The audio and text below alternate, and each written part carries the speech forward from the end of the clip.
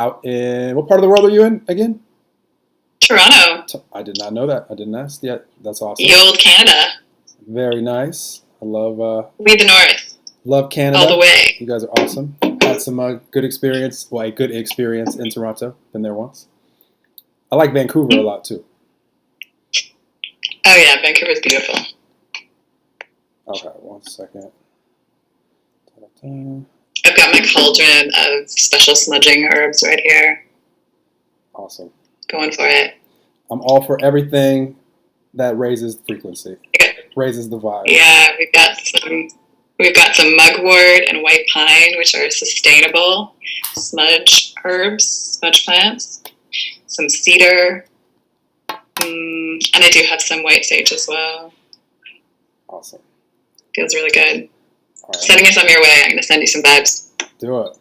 I always take high vibes, wherever they come from. See if you can feel the plant vibration in your heart, especially of the pine and the sage.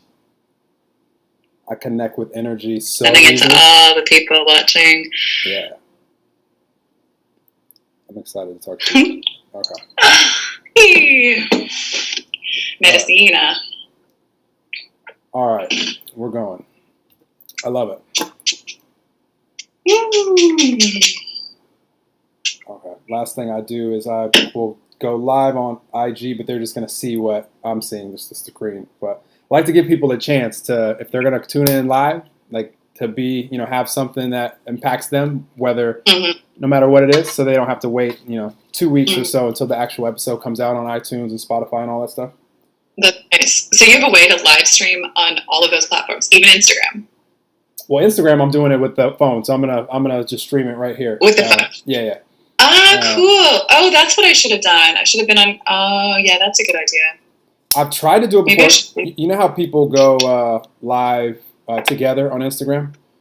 Yeah. So I've done that a few times on here. The technology doesn't like having multiple things going because there's like an echo. Like it doesn't work so well. So I just point the screen so people can catch it off my phone, like from the screen. But I haven't been on. But you could do it if you want to. That's cool. I might try to see, but not like we're all set up. But I have my computer open because I'm just on my phone right now. But I didn't even think I could live stream on Insta and do this on my computer. That would have been smart. All this techie stuff. If you want to switch, I'm a country girl. I grew up on a farm in the country, about an hour west of Toronto, a beef cattle farm, and we got a computer when I was 11. We had a Commodore 64 before that. And then we got a computer that was actually had capacity to do things on when I was 11 or 12. And then we didn't get the internet. We had dial-up internet. My parents had dial-up internet until last year. Wow. That still exists. Yeah.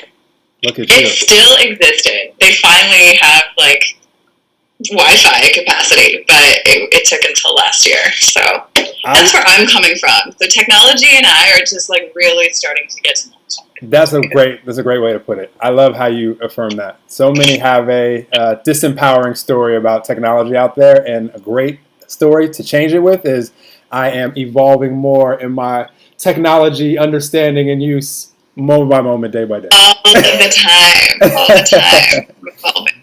Yes. Okay, let's do it. Well, I will totally be patient. If you want to set that up, I will help you set it up if you need help. But if you want to roll, we can roll. But if you feel like it'll hit some people live and you want to give them a chance to see it, it'd be well worth it for me to pause. And I might do that. I'm just looking for my Zoom application on my desktop. It's did it disappear? Did it disappear? What kind of computer do you use? Oh, I guess I could just sign in on the. Man, I should have thought about this before. It's all good. It's all good. So just in contrast, I was the little kid at 10 that saw these CDs start to be mailed. This is going to tell my age for sure. Saw these CDs starting to be mailed, these CD-ROMs, and it was called America Online. I was like, what are these? 20 free hours? 30 free hours of internet? What's that? So I was like, these are coming with me. Mom and Dad don't need to know about these. These will come into my room as they show up in the mail. So I had this. Oh, are you kidding me? I had the stockpile of other friends' CDs too. If I go to friends, I'm so bad. If I go to friends' houses and they're just sitting around, not being used, those CDs can come with me. So I had a nice stockpile of free internet at 10. You hours and hours of free internet with AOL. In the chat rooms, hanging out. Oh my gosh. Wow. Different world. So you're on the ball with all this stuff. I just pay attention. I only need the things that are useful to me. So I don't know how to do lots of things with the things that I like, for sure. Very proficient. So I'm on Zoom on my computer. Can you just tell me, because I have to exit you on here to get the code. No, do you want to just tell me the code? Yeah. It's the meeting ID. 818-310. 1 second, it's waiting for. Okay, 818. 310. 310. 6635. 35. Sweet. Wait. 818-31. Why is it not letting me put the whole thing in? Well, maybe this is just not. Oh, yeah. 818-310-6635. Yeah? Yeah. Perfect. Awesome. Let's see. It's. Please click open to dialogue. You don't mind that we're so late right now? It's not bothering you? To me, if this lets one more human get some impact out of this that wouldn't have otherwise, it's so worth it. So, all good. Oh my gosh! Can you tell if people are like signed on watching already on your other platforms? If I go look at them, yeah. Cool. FYI, for you guys, I do not see you guys on there. That's why I'm telling you funny AOL stories to entertain you until we start. But this is going to be a really entertaining podcast episode. I promise you. It's going to be so good, folks. We're speaking about my favorite. We're going to bring through some pretty big light codes on this Good Friday. Let me tell you. It is time, my friends. We're speaking about. It's time, my people. We're speaking about. Okay, well, it says it's launching. I don't really know. Click here. Nothing wrong. It's like very strange. My computer is. This is the other thing. I have a MacBook that is 11 years old, and look at the correct thing. It's literally 11 years old, and it was used when I bought it, and I don't know how it's still kicking. This is like one of the things I'm going to manifest this year is a new computer. I'm kind of like attached to it though, you know, after all these years. Okay, what was the meeting password? 818. Same thing. 818. The password's the same. Mm-hmm. On purpose. Yeah. 818. 310. 6635. 6135. Yeah. No. 818-310-6635. 6635. Yeah. I hope it works. It's gonna work. It's gonna work. You're on. It's gonna work. Okay. Technology is my friend. Great stories. All of these are great stories. Audio. Okay. Sweet. Adopt Amy Ann stories about technology. I see myself talking. Okay. Okay, we're gonna kick your phone off. So I'm gonna exit this one. Yeah. Right. I'm gonna leave this one.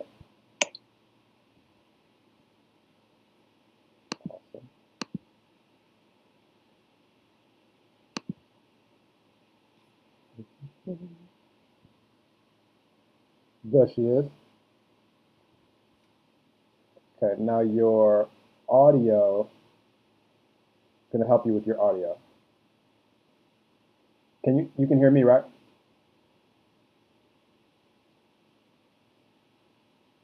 Can you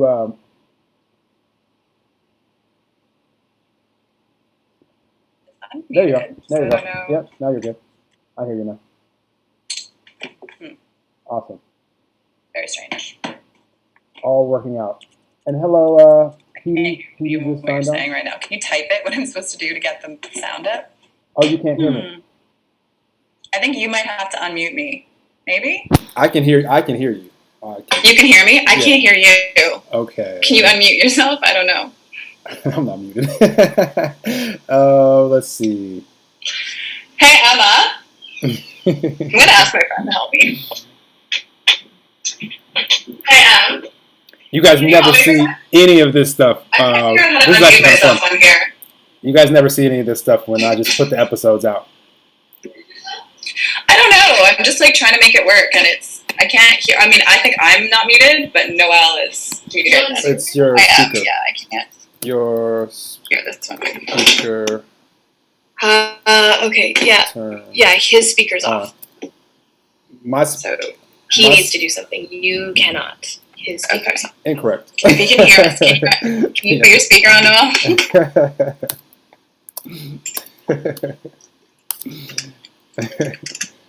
I can hear you guys. This is fun. Hope you guys are getting entertained by this that are watching this live. Because you're up. Yeah. Yeah. No, I can hear you. Yeah. So we'll have to go back to the phone if this isn't working. We'll have to. Is it my computer? It's not because no. Your phone. Yeah. How do you see? I'll have to go back to my phone. I guess that's what he says. Yeah. Okay. He can't. It's the. Oh wait. I don't know. Super weird. Yeah, it's weird. Here. Wait. Super weird. Hold on. Sorry. It's okay. I'll figure out the technology. Amy, wait. Okay. There's 2 versions in the fridge. Soon. Okay, cool. Hold on, Amy. I'm gonna call you on. I have to do this again. Oh, we're calling me the Instagram now. I'll come back to you guys live. I'm gonna go live in a second. Okay. Hi. I think this is probably entertaining for people live. I can go off live if this is embarrassing to you. I actually am kind of having fun with it. No, I'm not embarrassed. I'm good. I know you are. Okay, so I'm gonna coach you through what's wrong over there. Because it's simple. All it is, it's a Zoom setting. So we just confuse Zoom. So all you're gonna do is you notice because now you're on the computer. So in the part where you put the meeting ID in, since you're on a Mac, if you hit F3, you'll be able to see that part again. So you know what? My sister just texted me saying that she can hear us both on the live. Why not? So I'm wondering. It's just, I know exactly, I'm going to tell you right now what it is. I knew what it was, I just couldn't tell it to you. Okay. So you'll be able to use your computer. But just go, hit F3, and so you can get back to the spot. And then maybe we can do an Instagram live at the same time. Okay, so F3. Yeah. And so do you see the little screen that you initially hit join meeting from? I don't see F3 though, my dear. On your computer, at the top. Yeah, there is no F3. I have a Mac. You got the for sure old school Mac. I have a Mac. I'm gonna have a Mac too. I don't have it. So just move the browser like to the side so you can see that screen that you initially put the meeting ID in. We just need to get back to that screen because that's where the settings are. It's super simple. The screen. So wait, I'm going to show you. I'm going to flip this around so you can see. Yeah. Okay. Where do I go? So if you move move that browser out of the way so we can see that, you know where you first put in the 818, the meeting ID? Okay, here, yeah. That's the screen you did it from? No. Yep. I think it's messed up. I think what we're going to do, I think we'll go live on Instagram and I'm just going to listen to your words there. Like, do you know what I mean? I will see you. Like, I will no, we're not going to do that. There'll be a delay. Hold on. There'll be a delay? Yeah, Damn. We're not going to do that. Hold on. I never give up on things. It's very ezy to do. We just have to get back to your settings. There's people that are watching and trying to wait for, like, anything juicy. Hopefully they're laughing and enjoying. And if they're still here when we go live, then they'll get some awesome content. And if not, they can watch the replay. Hello, everybody watching live. Okay, so I'm gonna share my screen and show you what all you have to do. Yeah. So you can see it. So check this out. Maybe it's just my computer's too old. No. Mac is If anyone wants to donate a MacBook to me and my spiritual work on the planet, please do. I'm here for it. MacBooks are timeless. Okay. Put this up.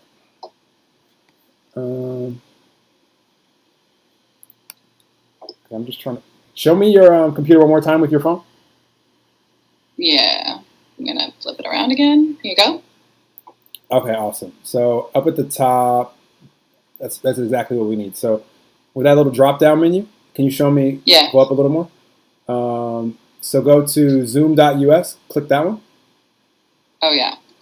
And then go to. Is there settings there? No. Go to meeting, the next one over. Meeting, yeah.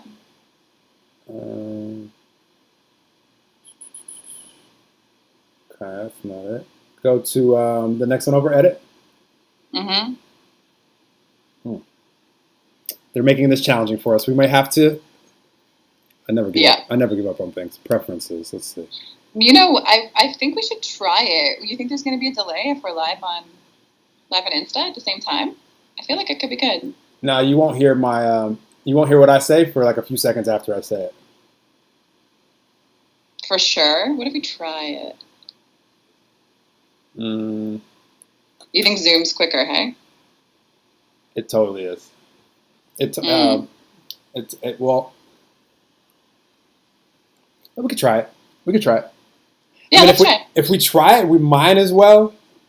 Oh, my sister's sending me such good encouragement. I love you, Erin. She's like, you're doing great. She's the techie in the family. It's all fun. All we need to locate is the Zoom settings. Yeah. In fact, here's what we can do. Yeah. Because when you first logged in, like before you put the 818 in, there's a little icon that is like a little circle, little gray little thing that you normally hit for like settings. Yeah. All we need to do is put, when the settings are open, it'll say output, right now the output is, the Zoom is not recognizing that the output should come out of your computer speaker. That's why you couldn't hear me. It's set for whatever else it's set for. So literally all we have to do is hit the output as your computer. So should I sign out and then sign back in? Yeah, try that, just because if that's your best bet of finding that little settings button, since we can't find it otherwise.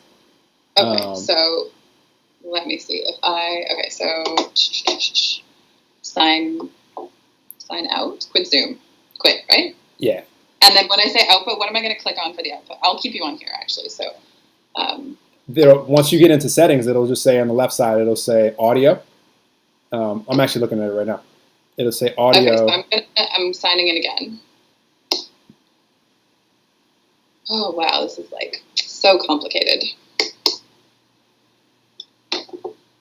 Deep breaths. This is one of those moments where when I struggle to be in flow because there's like frustration and things that feel like they're roadblocks in my way or obstacles. But it's a skill to not. I don't give. This doesn't frustrate me at all. This is just fun. That's good. I'm not like I'm actually. It's like the feeling that people are watching and wanting something that I'm like. So yeah, let's see. Sign in, host meeting, join a meeting. Okay, joining a meeting. Okay, so on that page, before you put the numbers in, there's a little. Yeah. There should be a little settings. I'll show you. There's no setting. But I'm signing in from the web browser. Okay, well, I'll be able to help you this way. Keep going to do the join, the 818. Okay, yeah. 3. What is it again? 310 0 66 35. 35. Okay. I should have copied that. Frick. Okay. 310 66 35. Okay.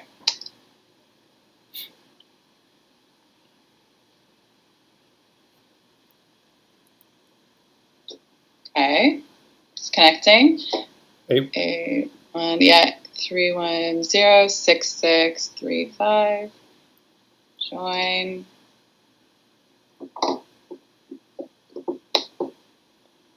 Okay. You're using the computer audio. You're muted now. Press Shift Command A to unmute your microphone. Or just go down and click the unmute. Can you say something? Yeah. Can you hear me? Testing. I can only hear you on my phone. Okay. But you're like... Testing.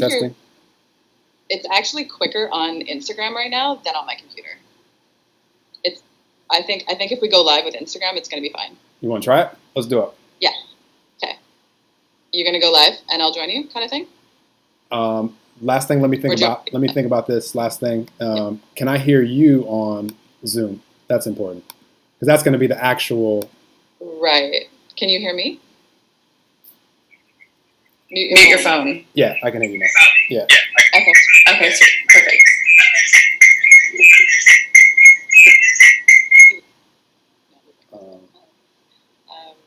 Cool. All good here? Actually, what I'll do That works. What I'll do is I'll keep you muted, even so I know I can hear you on Zoom. Just make sure that you're not muted.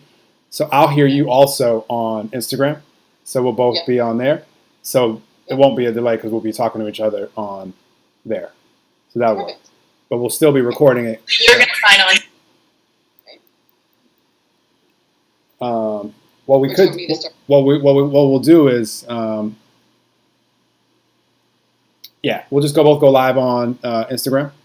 I don't really want to test it. I don't want to do too much and test it where we're both talking to each other on the live. Just because in the past that's caused an echo. And I just don't, and I can't test the echo until I don't know the echo is there until after. So, because there's two audio sources. You're saying because I'm okay, so you don't think we should go with both of us on live on Insta? You think it should just be? Wow, these are logistical things we could have thought about before. I know. I'm gonna have to stop the. Let me see if there's anybody watching on Facebook. One sec, because I might have to stop the stream. For us to do it this way, if we're both not going to be coming out of my computer, the sound, then they won't be able to hear it on Facebook or any of the other places. So, But you can hear me. Well, I can hear you. So if I'm coming through your computer, that's fine. Hold on one sec. Let me try something. Yeah. Ooh, that does definitely be echo, though. I get that part. That's not going to work. That's not going to work. Too much technology going at one time. Plus 5G. Yeah, that echo's crazy. Let's get off of this, and the echo will go away, and then we can both, just to give everybody a chance, even though we're not going to be talking to each other on Instagram. Let's try it to where you go live. I'm still going to point the camera at my screen so they can see it on Instagram. And then everybody will have a chance to see it, and we'll record it. So the only problem is if I go live, I need to be able to hear you. I can't hear you on my computer. Oh, that's right. So either I close my computer and go on Zoom on my phone. Maybe that's the best thing, and then I just don't go live on Insta. Let's do that. Because what I can do is I'll tag you in a bunch of stories after this, and people can still watch it. People can still watch it on my story for 24 hours. So I'll tag you in a bunch of stuff. Okay, cool. Yeah. Okay, amazing. Awesome. So I'll sign in on Zoom on here. Okay. Let's see if anybody was watching all this funniness on Facebook. So funny. I'm still going to point the video computer. I wonder if I put a headset on. Wait, before we do that, what if I try a headset? That will probably do it. Just before it. That'll tell Zoom that watching all this funniness on Facebook.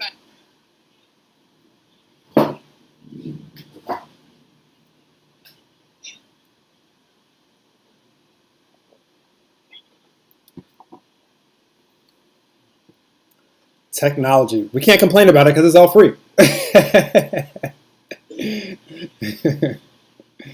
gonna be fun. Okay, what if we do this? I think this is a good option. This would be amazing if this saves it. I think it will. Can you hear me? Can you hear me? Oh my God, I can hear you. Of course, I knew it. Great. This is why I never give up. But okay, I'm gonna close the door properly. I love it. This is great. I just think it's so ridiculous that. Okay. Anyway, whatever. I love it. Oh, computer. See, awesome. We didn't give up, and now it's going to work perfectly. Okay, amazing. So, are we still going to do an Instagram live then, or? So I'm going to point my phone at my screen. You can too, and just give people a chance. Yeah. Oh, cool. Oh, but they still won't be able to hear you because of this, right? Whatever. Okay. Right? It doesn't work because I'm the only one that can hear you in here. Yeah. We can... Maybe I'll just sign in on Zoom on my phone. I think I don't know. Actually, you know what I'll do? I've done this before. I'll put my phone further away, so they'll be able to hear me more distant. I'll speak up. I'll still project. So they'll be able to hear me. They'll be able to hear you loud and clear, but technology should work. So... wait, what do you mean? I just think that maybe okay. My phone is not. Is this okay quality? You think it's better? It's actually better. It's always better quality with the headphones in. I don't know. I normally don't mess with people because it's slight, but it's always better quality with those in. So yeah, you're good. Mm-hmm. So yeah, let's just do it. Okay. I'll tag you in a bunch of stuff so that your peeps can see this afterwards. Sweet. And they'll see it when it comes out and all of these things. Mm-hmm.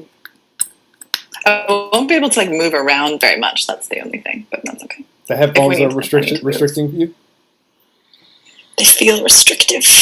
Well, if we're not taking you live on Instagram anyway, you could go back to your phone. You know what I'm saying? That just seems so late. It doesn't matter to me. Do whatever. I don't have the only thing that I would be worried about is if I had a podcast scheduled at 3, which I don't. So that's why I'm not like. Okay. I'm totally chill on time. You're good. Okay, cool. I just want to have a fun conversation with you. I might as well let's just keep it as it is. Let's just keep it. It's fine. And then I can like do a little thing. I'll do a little thing right now after technical difficulties.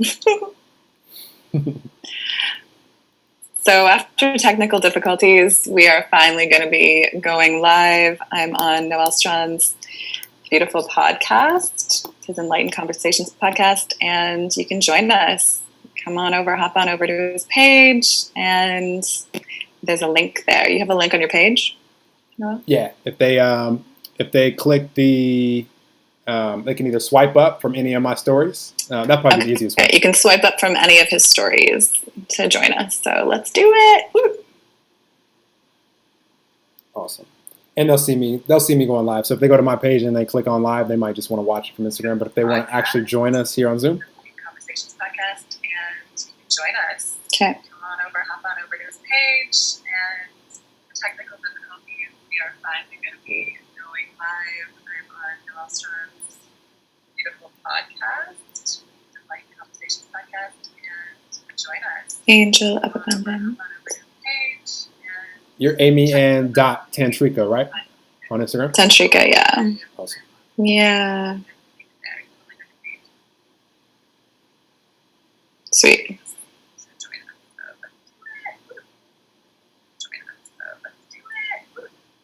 All right, sending. There we go. Sweet. We're ready. Awesome.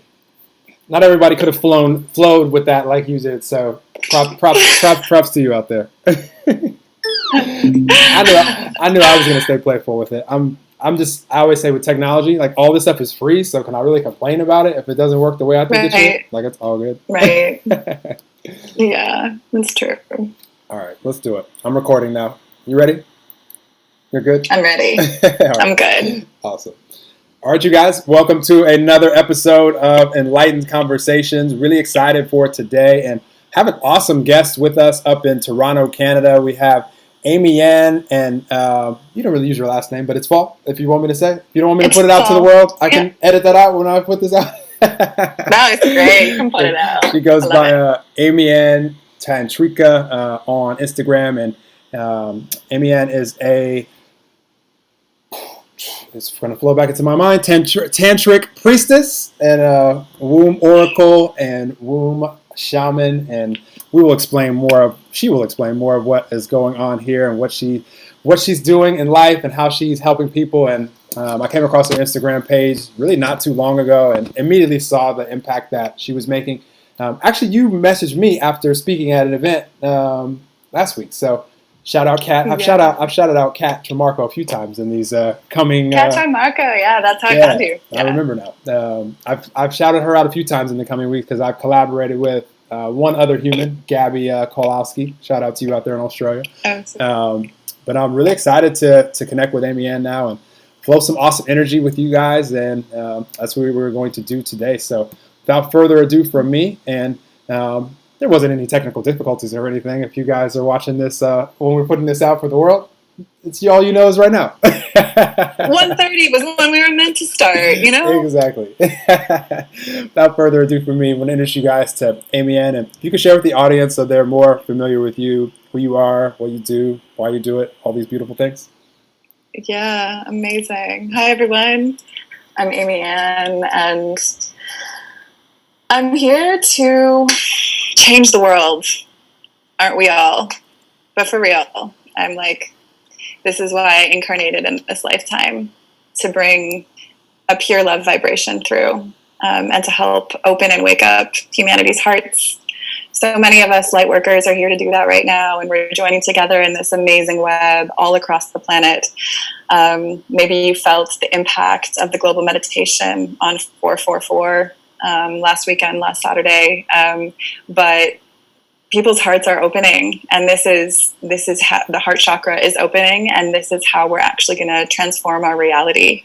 And that's what I'm here for. And I'm here to join together the heart chakra and the sex chakra, the womb space, our delicious, amazing seat of our power, which is our sexuality, which has been shamed and put under the rug and denied its power for so long, because people are so afraid. They're so afraid of what's there. And governments and religions, institutions can't control us when we learn the power that exists within our own sexuality, that sex center. And when it's joined with the heart, that's when it's clean, that's when it's safe, that's when we heal ourselves and each other. I love it. Yeah. Love how this episode is starting. Amy, we're speaking today about my favorite part of life. Like, I love just human connection and just knowing that all of us, once upon a time came here as these unconditional, loving little babies from non-physical. And at that moment, we knew who we truly were. We knew that we were all connected. We were all one, that we were just loved, that all there was. And a lot of us forgot over the years. And what you just described so beautifully is how, as we remember, and not saying that everybody, has forgotten, some people can just evolve from that little unconditional loving little baby to, the current version of themselves, and we'll all continue to evolve as long as we're here. Our souls will never stop. And at the same time, it's so much fun to do collaborations like these and to be the light, to be an example of what you just described, so that people can be inspired and see the reflection of themselves in you. And then be able to go live that out and be the light that they are as well. So I love everything that you just described, and I'm excited to get into a question like for you, like how did your journey, go as far as that unconditional loving little baby to what we're looking at today? Was there any forgetting, or was it just like straight evolution, like the whole way through, and you had to remember at some point? I mean, I've been a pretty heart-open person my whole life. I've been an empath my whole life. So I didn't forget that part, but I purposely forgot that I was God. I purposely forgot that I was Source, because everyone around me believed that we were separate. I was raised in a very Christian household, and that really projects God and Source and Creator outside of ourselves. It's funny because when you're baptized and when you accept Jesus into your heart in that tradition, then God lives within you, but only then, really. And there, in that kind of fundamentalist, charismatic tradition I was raised in, we were born sinners. We're born into original sin, and it's the sin that separates us from the love of God, and we really earn and deserve punishment from God unless we are covered by the blood of Jesus, who died on the cross for the world's sins. And it's always something outside ourselves that brings us back to God. And so that's kind of what I believe. And that unworthiness programming was so deep in my cellular structure, so deep in my ancestry and my genetics. It is what I've been really collapsing and working on dissolving and shifting in myself in the last few years in a big way. But it's taken many years. I left the church it would have been 10 years ago, just over 10 years ago. I left the church and left a husband. I was married in the Christian tradition. I went to Christian university, and the feminine expression of God, the feminine divine, started calling to me even when I was in Christian university, and I was reading the Bible and reading these texts through these critical lenses and reading feminist critics on the Bible. And something in me was just screaming. I remember one time being in my dorm and basically feeling like I was pulling my hair out and smashing the ground. I was crying on the ground, reading these old texts from the Old Testament where God is punishing entire nations and destroying people and destroying crops in the land, and even like destroyed the animals. Like there were like, I forget the exact story, but this tribe is like basically was told by God to like kill, don't leave any soul alive, basically because they had angered God so deeply. And I just felt so sick and so angry at that masculine expression of God, this like unforgiving, you've done something wrong, therefore you must be punished, and just aching for feminine expressions. And I wasn't raised with, knowing the Virgin Mary as God or divine at all. That's part of the Catholic tradition. That was not part of my upbringing. And so there were no feminine expressions of divinity. And I was just yearning for it in my early 20s. And so I started really kind of looking into more mystical versions of Christianity and trying to find Mother God. And she found me, actually. She never let me cry, but she never left me. But it's like me finding my way back to her. And going into nature was a big piece of that, connecting with the land, connecting with the plants and the trees. And then one time I was 25, and I was at my osteopath's, and I was getting an osteopathic treatment on my liver and on my heart. And all of a sudden I felt this presence, and it felt like grandmother's. And I remember my osteopath said to me, Amy Ann, I don't normally do this, but like I feel this presence in this room, and they feel like grandmothers, and the grandmothers want to speak to you. And I was like, I know. And I went home that day, and I started praying. I started looking in the mirror and praying to the grandmothers. And it was praying to them and feeling this presence of these feminine ancestors who had never forgotten, that I developed the courage and the strength to leave the church and that expression of spirituality, and to leave my husband and start really finding my way and beginning to learn what I came here to do, and finding my soul's expression. But it took almost 10 years for me to really step into it in the way I'm stepping in now from that moment. Yeah. I love it. I love how you shared that, Amy Ann. And here's why.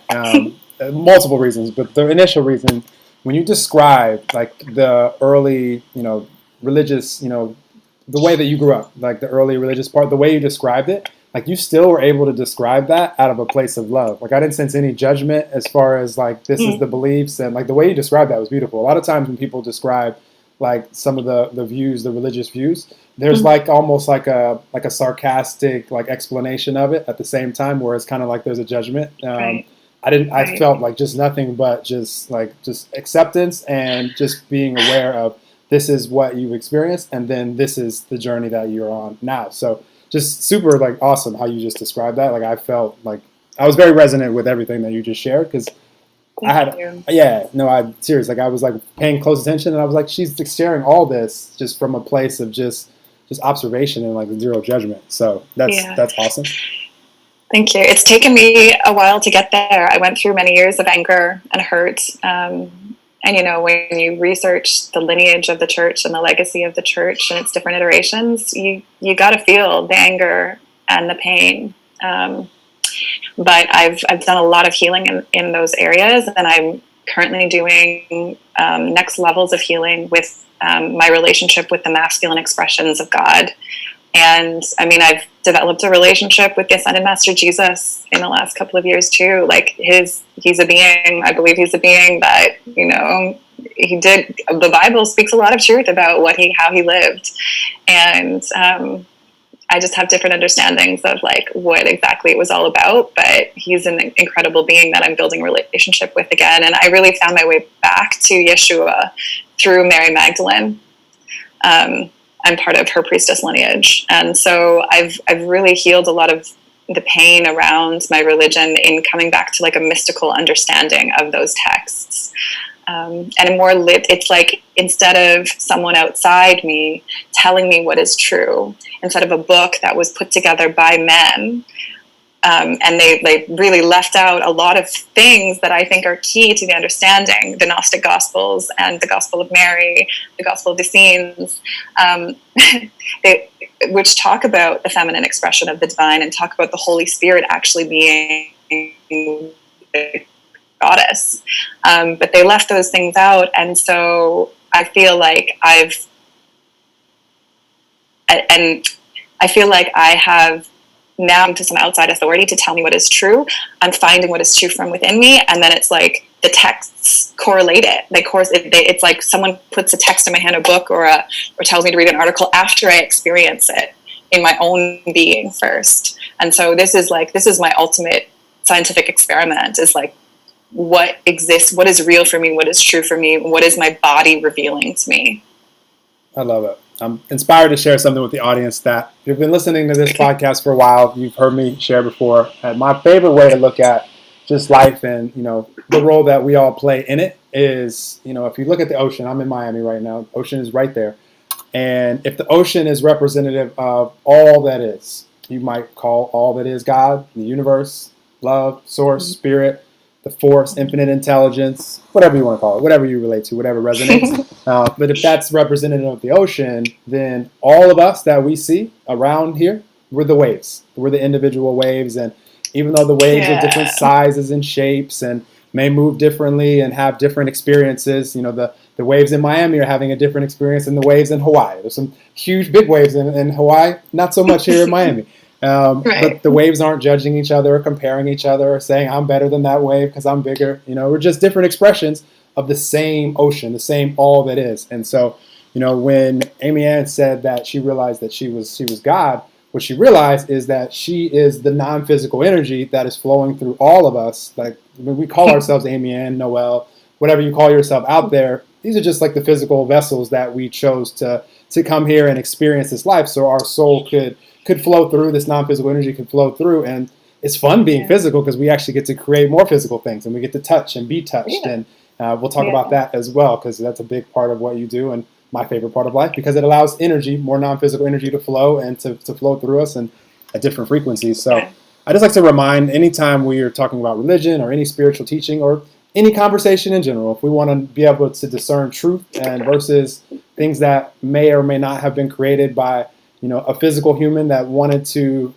control or manipulate or, anything of these natures, if it's coming from a place of love, like if it's coming from a place of connection, of oneness, then that's truth. And we can all feel truth when we hear it, regardless of where it's coming from. So like whenever regardless of the languaging too, language, text, person giving, it's like I can always feel truth. That's why when I was my first thing that I shared with you was I love the place that you shared that from because you weren't doing it from a place of trying to convince someone else that this is not the way for you, or there was no hint of judgment. It was just a pure just sharing. It was more just an observation. Like you're not in it anymore. You're where you are, and you're creating and you're moving in the direction that you want to go. So I just love to affirm that for everyone because that can allow us all to be super confident as far as we're all just different expressions of the same all that is, and also super humble knowing that there's nobody better or worse because we're just different expressions of the same stuff.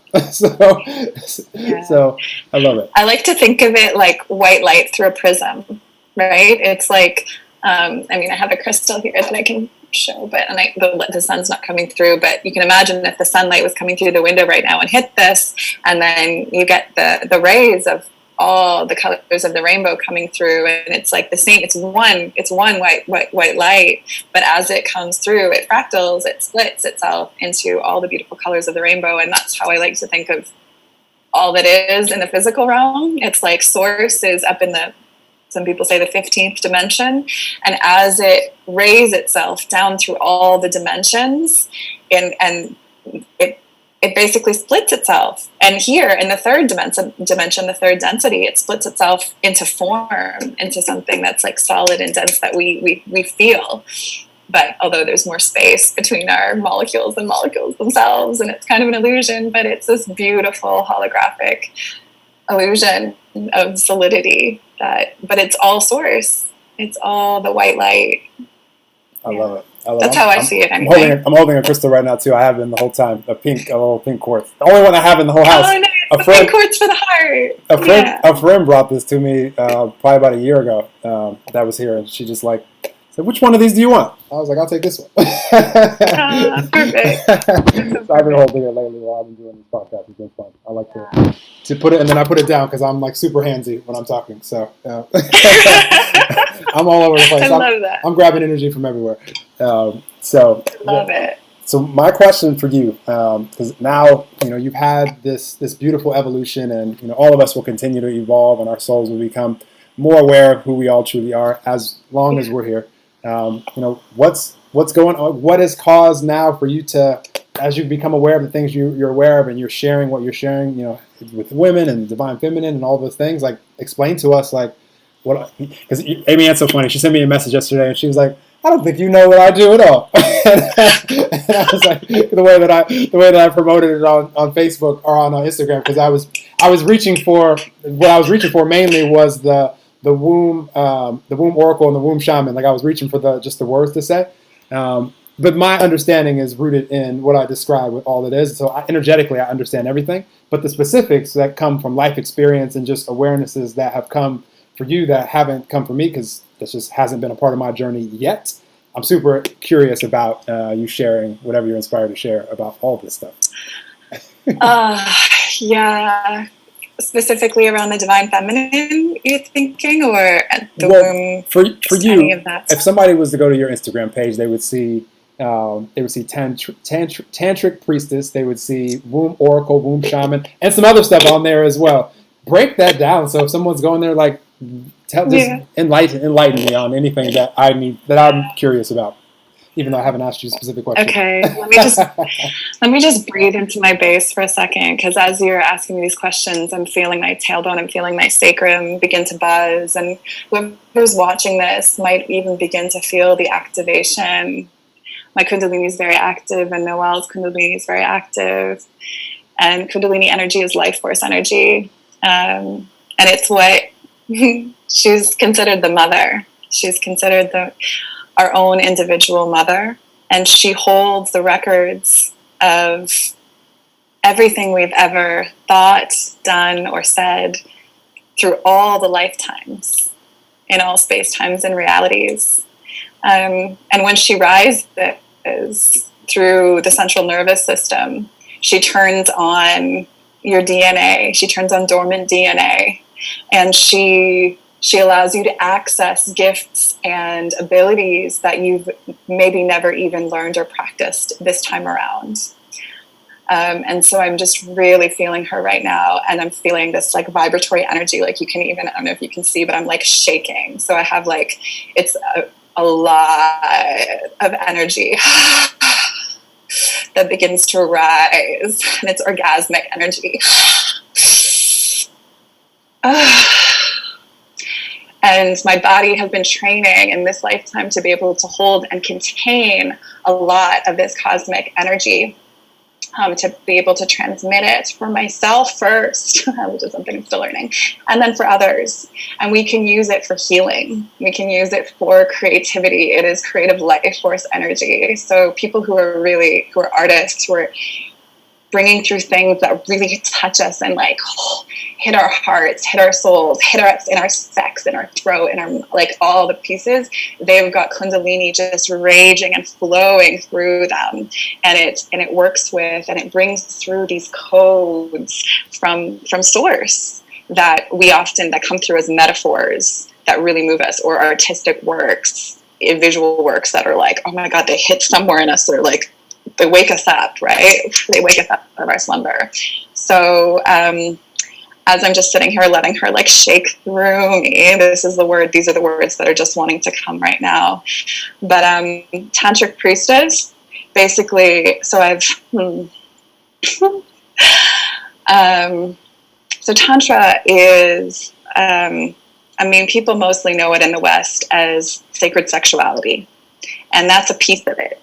But Tantra really is everything that there is and ever has been. And there are many definitions of Tantra, but I really like the one that has to do with fabric of reality. So Tantra, one of the definitions is warped and weft. So warp is one direction of threads in a fabric, and weft is the other. And if you have only the one direction, the threads fall apart. There's no fabric. You can't have this one either just by itself. You need to have them in two opposite directions woven together to create the fabric of the universe. And so this idea that you need these polarities or opposites to weave the one thing. But the question is, like, you know, this is a one thing now. And it started as two opposites, but like it's a one. And the universe, it's like, was it a one that split into polarities, or is it two that birthed? It's like the snake eating its own tail. You don't really know what came first, the chicken or the egg, you know? And so working with tantric philosophy and tantric energies, it's all about bringing together polarities. So Noel and I create a polarity right now. He's a male body person, I'm a feminine body person, but we can each, I have within me male and female energies, and I can take on a more masculine role. I can embody more masculine traits, and Noel can embody more feminine traits. But right now I'm more in my feminine, he's more in his masculine, and together we create this charge that allows my kundalini to rise even more, and his, like, he's in more flow too, because we're creating this beautiful dance of these polarities. And out of this dance, we birth a third, which is the divine child, and that's an energy that also rises and leads to enlightenment. Yeah. And I just want to say, I've had many enlightened moments in my life. I've had many moments of unity consciousness, of like popping through and getting super multidimensional beyond 5D, and like experiencing the gods and goddesses and the angels and all these realms, and complete unification with the void and all these things. But like, that doesn't mean that I'm not still human. And like, I'm enlightened, but like, I'm still learning how to be enlightened in the body, or like to bring all these things into my body. And I would say, like, anyone who says that who claims that they're completely enlightened and like they don't struggle with human things anymore, I think that is, I mean, I'd be very skeptical. I'd be very, very skeptical, because we came here to be human. Let me chime in on this, Amy. I love what you just did. Everything. So here's the cool thing about energy. Like, when you're tuned into it, and when you allow yourself to be super present on it.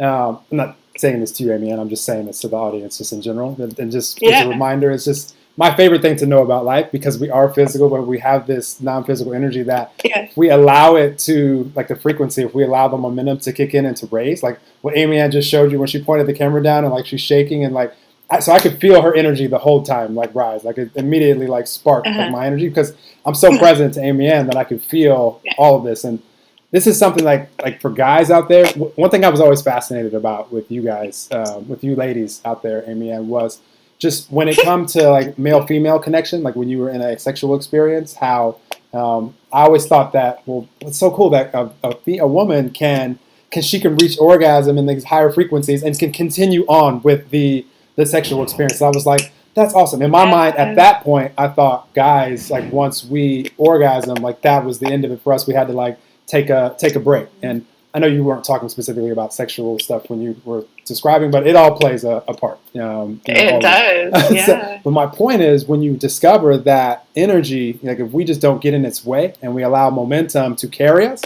like now as a guy, like, you know, that have continued to evolve, I can feel energy the whole time, and I can do the same thing that Amy Ann just did, where she was shaking and like the orgasmic feeling. Like, that is a common practice for me, and it doesn't. I don't. We could both have an energy orgasm, easily. And like I could fully, if I let go. Like I have so much energy running through me right now.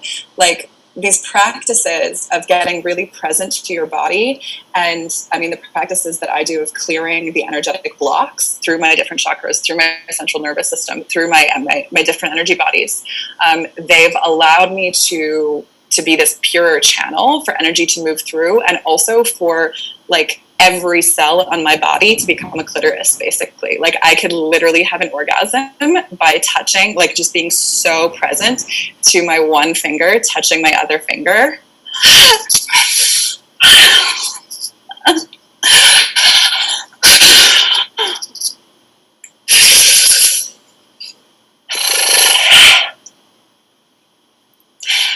You're so much fun. You're so much fun. You're so much fun. This conversation. So everything can be an orgasm. The entire universe is basically a big, gigantic, explosive orgasm. And that's what Tantra is. I love see, here's what I know about life, and this is for everybody out there. I'm so excited for all of you because life, there's universal laws, and then everything else is possibility.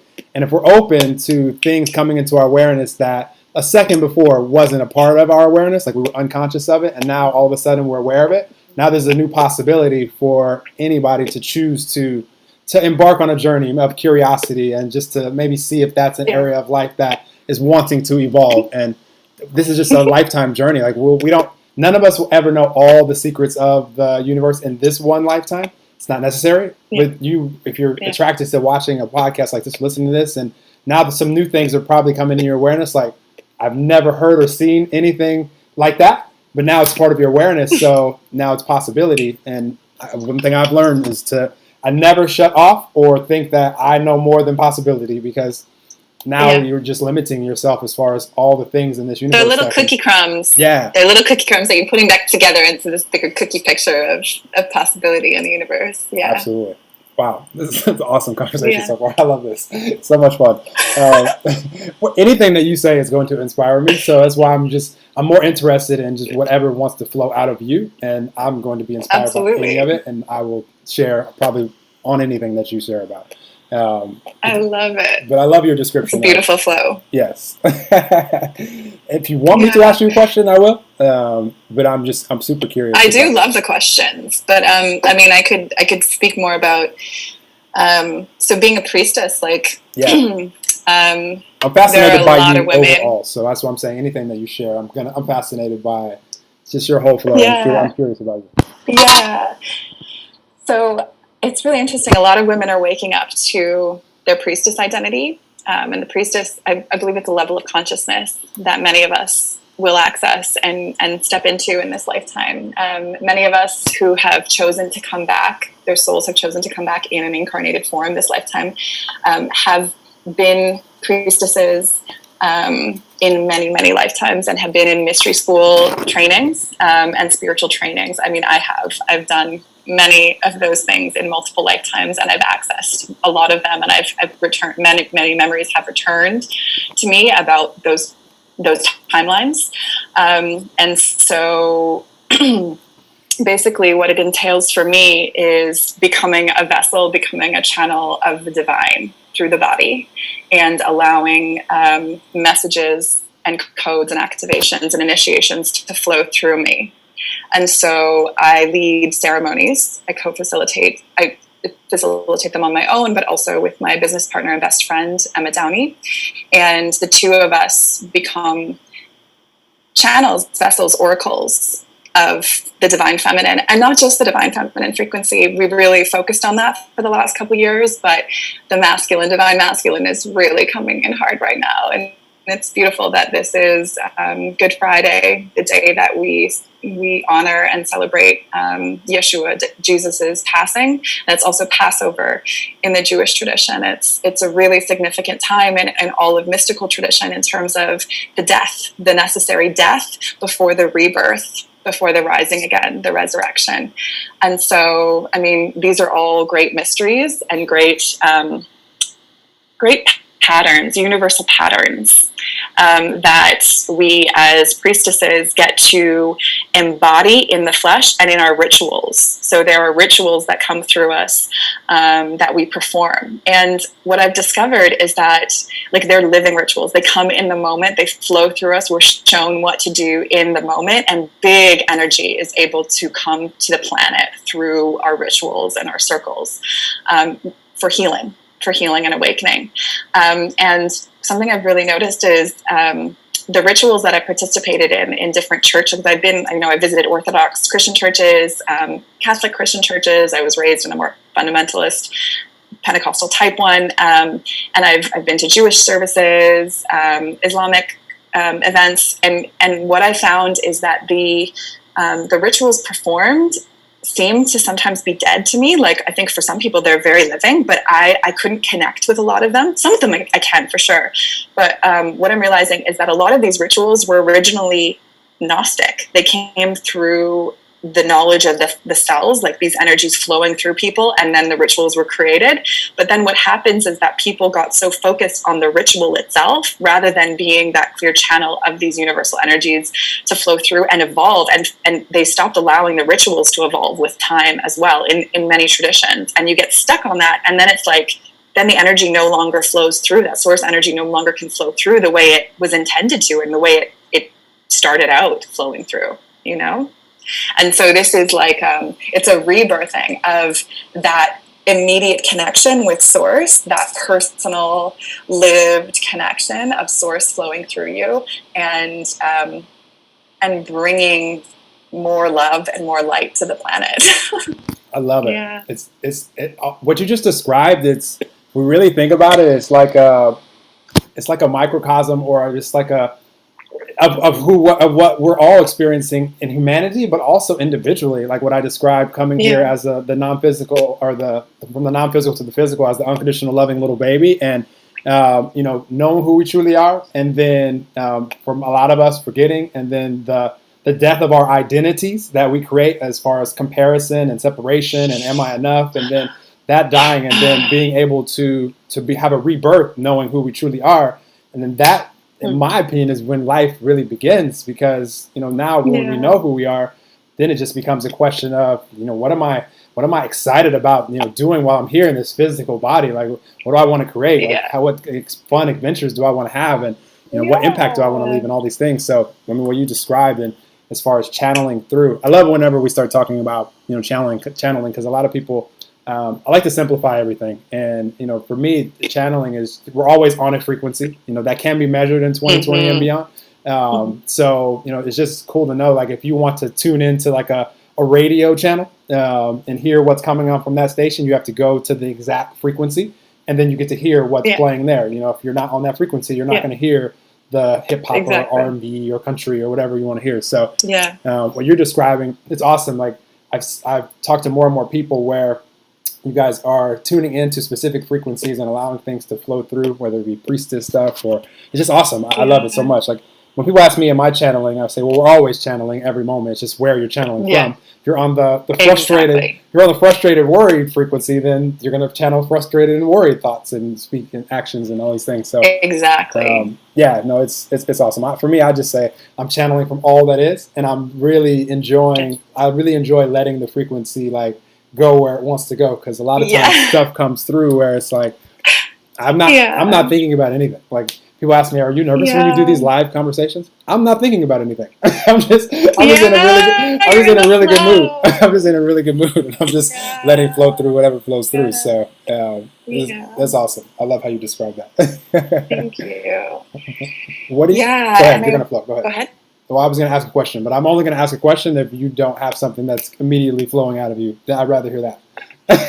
Sure. Well, I'm being drawn right now to talk about the plants. And I have some plants in this little cauldron of mine. There's the remains of some of my smudge plants. But so part of the work I do is work with we're talking about frequencies. So I work with plant frequencies. A number of different plants, and I'm really learning so much. I feel like a baby. I feel like a new baby every time I work with a plant. I want to swear, they fucking bring me to my knees every time I work with them. They have so much to teach us and to show us and reveal about the nature of the universe, the nature of reality, the nature of ourselves, and the nature of spirit. And I'm just so blessed and honored. I feel so honored that they have a consciousness. And I feel like they've chosen me to work with them in this lifetime, and I've chosen them too. And we're building this beautiful relationship. But I'm just going to light some right now. Actually, I did this earlier when we were having the technical difficulties. I have some different sustainable smudging plants. Maybe you've heard of, a number of people used to use we still use white sage. I still do too. I have leftover white sage, but it's caused some problems environmentally. There's some issues around that. And then also Palo Santo, which was coming from the Amazon, and we all know about the Amazon being so endangered and on fire. So there are smudge plants that you can use in your own neighborhood, even if you live in the city. In Toronto, it's pretty easy because we have a lot of green, but I'm right now using white pine. I have some white pine needles right here and some cedar, so brother cedar and brother white pine, and some mugwort, which is a garden herb. But these are all used for clearing and cleansing, and they actually have scientific properties of being antiviral, antifungal, and they clean the air. They actually literally, the properties in these plants clean the air scientifically, but energetically they also clean like negative energies or denser energies from us. So I just feel called to like really tune into the plants for a minute and give thanks to them. And if you guys are at home, you can just kind of sink into your heart right now. Just close your eyes down and just test it out. Even if you don't believe this stuff, if you think it's woo-woo, just see what happens. If you kind of just feel into your body right now, put your hand on your heart, be present to your heart for a minute, and then see what happens when I light these beautiful plants, give thanks for them. And I just, with my intention and my energy, send the vibration of these beautiful beings to everyone at home. And just breathe deep into your heart.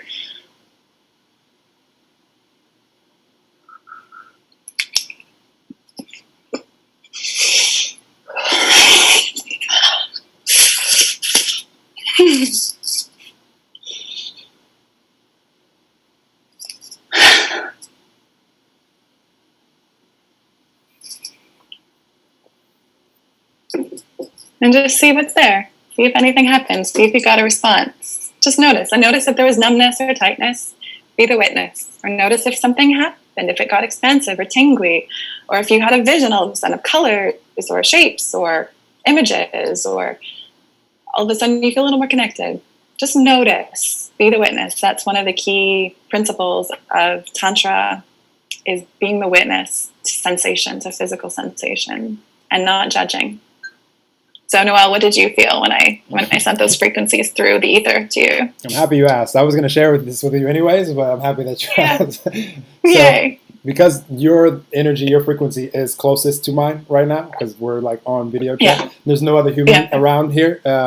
So I could immediately feel the raise in your frequency. Like, this is probably my favorite part of life, just to be able to feel another human's frequency raising, because I allow mine to raise as well. And like you mentioned, like we create something together that is, it's just something that we're creating because of both of our frequencies combined. So I felt that as you were doing that, and it just made me immediately, the images that went into my mind was, it's so much fun being like human and just being aware of these things that we're sharing. And it's so much fun to play with other awesome humans like Amy Ann. Like, it's just so much fun to me. So this play. Yes. I use words like play and fun more than I think any other words, because it's what I care about the most. Me too. I love play so much. This human life doesn't have to be such hard work and suffering like so many of us have been programmed to believe. Most of us are programmed to believe that, and it's the work that many of us are doing right now, is undoing those stories, is really writing new stories for ourselves that say that it can actually be this can be a playground. Everything. And this hard. Go ahead. Go ahead. No, I don't want to stop you. Go ahead. Keep going.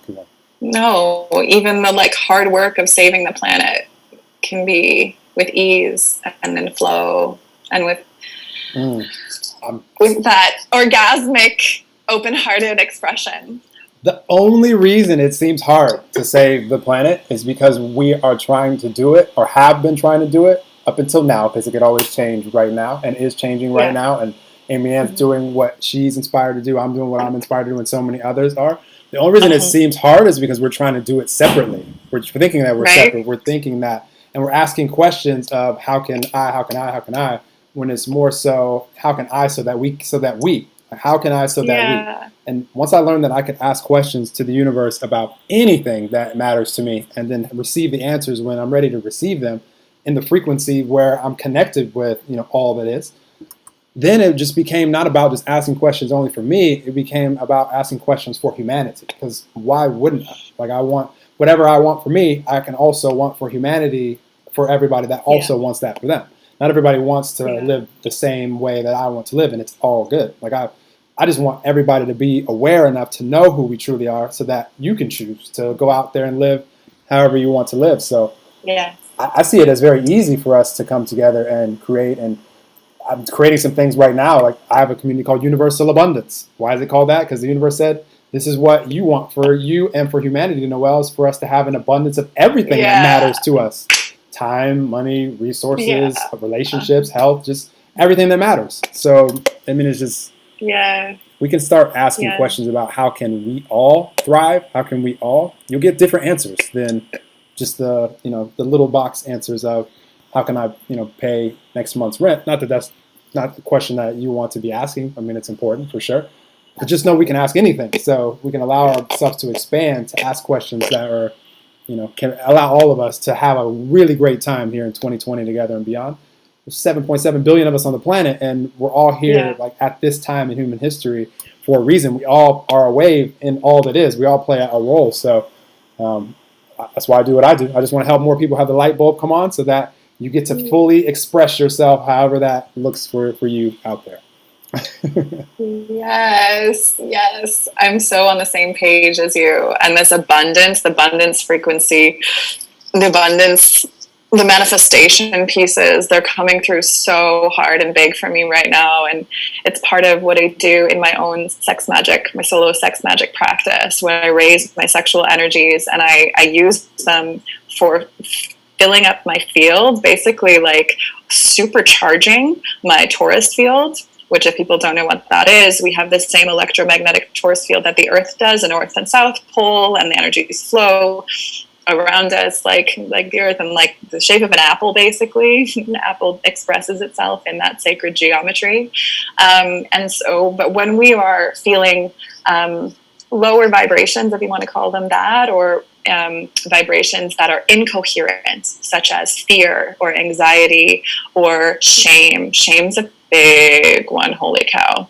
It's like, I've heard someone say it's akin to a decaying body. That say it is a similar vibration to a decaying body. Guilt. All these emotions that are like kind of drag us down and feel crappy in our bodies, they actually create dissonance, and they create breaks in the flow of our electromagnetic field, so that we literally can't function. Like we're not able to allow energy to flow through us to our fullest capacity. And so what I do with sexual energies and my solo sex magic practice is I raise these energies and I send them through my field, and I feed my field with love, with the heart coherence of love. So I join the sex energy with the love energy, and then I pump this through my entire field, and with an intention. So I usually first set an intention before my practice, where I have an affirmation, or I have something that I'm wanting to manifest, and then I feel the emotions, the elevated emotions that I will feel when this comes to pass. Let's say you want to manifest. Well, for me, it's like I've been really wanting to manifest more of my divine masculine in the flesh, and being all the traits of the divine masculine I see outside myself that I absolutely adore and I'm obsessed with in men outside me. I am wanting to anchor that for myself and be that strong container for myself. So I will feel, before I do my sex magic, I'll feel what it feels like when I am fucking anchored in my masculine, and I can contain my energy, and I can direct it, and I have focus, and I'm not collapsing into my feminine. I'm holding myself, and I'm what it just feels like to be that masculine, to taste it, and all the emotions I'm going to feel when I'm so strong in my masculine. And so I fill my whole body with the elevated emotion of how I'm going to feel. And you can do that with anything you're wanting to manifest: more money, a lot, love in your life, all these different things. And then when my whole being is filled up with these elevated emotions, and I imagine this egg around me, this golden egg around me, and I fill up this egg with these emotions, then I supercharge it with my sexual energy and my heart energy and send it out. So I raise my energy to all these techniques. Hit me up if you want more techniques, but I raise my energy a number of times just before like full peak orgasm. And I fill it with all this energy. And then when I reach peak orgasm, that's when I'm like projecting to the universe and like I explode in order to manifest this. And I send all this up to source basically. And then you become a super magnet for what you're desiring, because you literally are like electromagnetically charged with this frequency that you are looking to bring in. And so you don't have to do very much. You just basically, after you do this practice, you kind of just keep living your life, and these things that you're wanting to bring into your life, they magnetically come to you. I love it. That was such an awesome description just now. So the abundance piece is what I'm working a little bit. It's like frozen. Okay. Oh, sorry. I thought you were done. Keep going. We froze. Thank you. Yeah, so I'm working on this now. See, this is quantum field. This is quantum creation, right? This is when we're working with the quantum field of reality. This is not Newtonian physics. This is quantum physics, where everything is vibrating energy. And you're working with the potentiality. Like you said, everything is possibility. And so, but really what you want to do, the key to manifestation is really feeling the elevated emotions in your entire being of how you want to feel when it's already manifested, when it's done. And you imagine that it's already done. And then just, even right now, if you, like anybody watching or listening to this, just you can close your eyes again and like, what is the thing that you want to manifest in your life right now? Like, what is the number one thing that your soul is wanting to create for yourself and the planet? And then just see if you can feel the emotions of how it's going to feel when that thing is done and complete.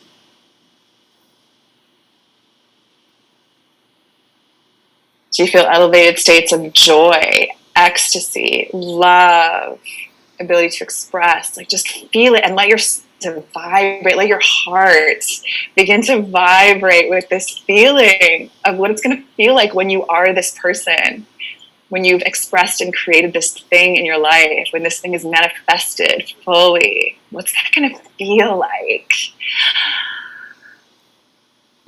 Let it fill up your entire field. Breathe into it. Yeah.